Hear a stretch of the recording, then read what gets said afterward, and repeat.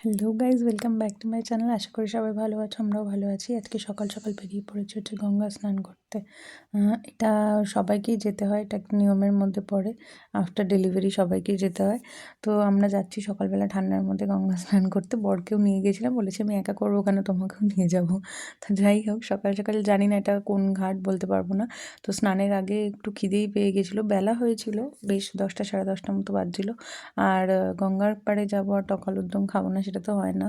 এখন ওই same দোকানটাতেই soup টাইপের একটা জিনিস বানায়, স্যুপ না ঠিক স্টু।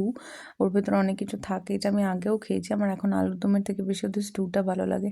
আর চারপাশের পরিবেশটা দারুণ লাগছিল দেখতে। আমাদের স্নান হয়ে গেছে, তো ঠান্ডার মধ্যে কাঁপতে কাঁপতে আর চারিদিক দেখতে দেখতে বাড়ি পৌঁছে গিয়েছিলাম, কারণ ছেলে ছিল মার কাছেও, এখন বেশিক্ষণ একা থাকতে চায় না। সকালবেলার দিকটা বাইরেটা খুব সুন্দর লাগছিল দেখতে, ফাঁকা ফাঁকাও ছিল। তো চলো আবার নেক্সট ভিডিওতে খুব শিগগিরই দেখা হচ্ছে। প্লিজ সাবস্ক্রাইব করে দিও।